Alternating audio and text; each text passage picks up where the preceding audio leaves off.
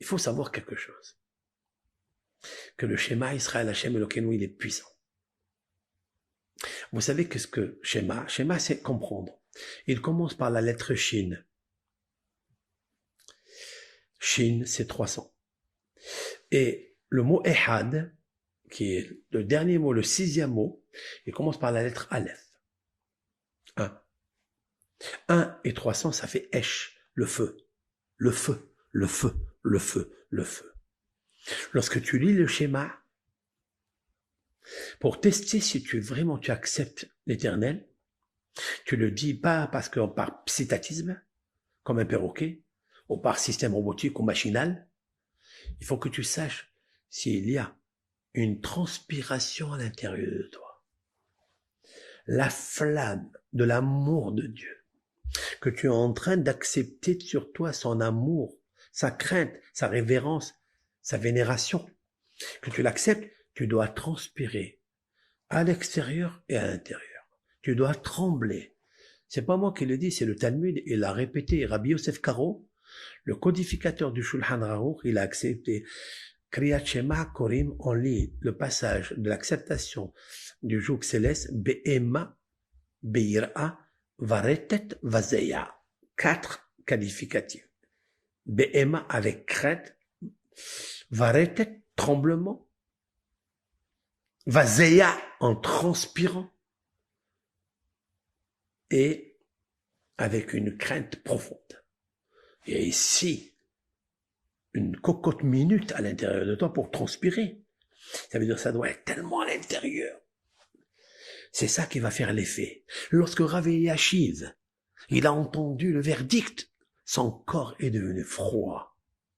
Il a commencé déjà à perdre l'énergie. Il fallait qu'il rattrape l'énergie.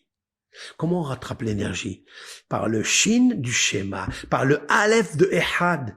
Il n'y a que la compréhension que Dieu est un unique Esh.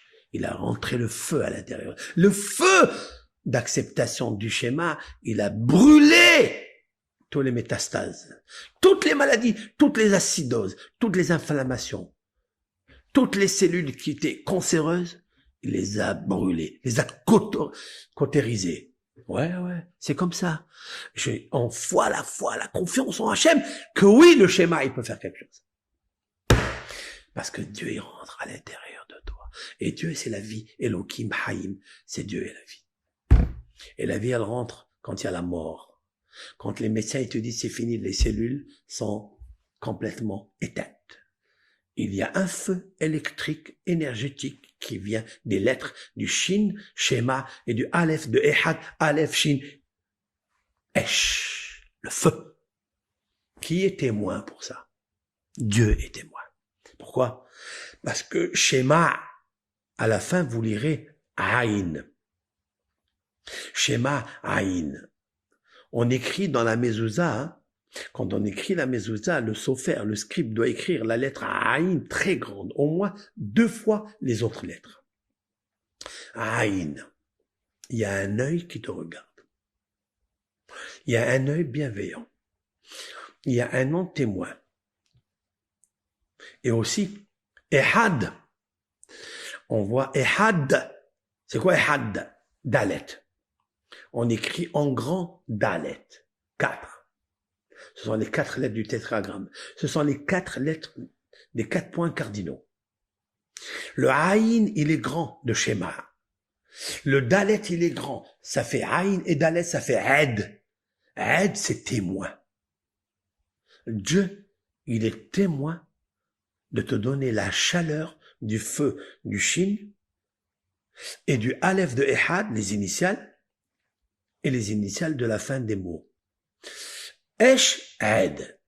Il y a un feu, et ce feu est témoin par le témoignage que Dieu est le plus grand observateur de la vie de toutes les créatures ici dans ce monde.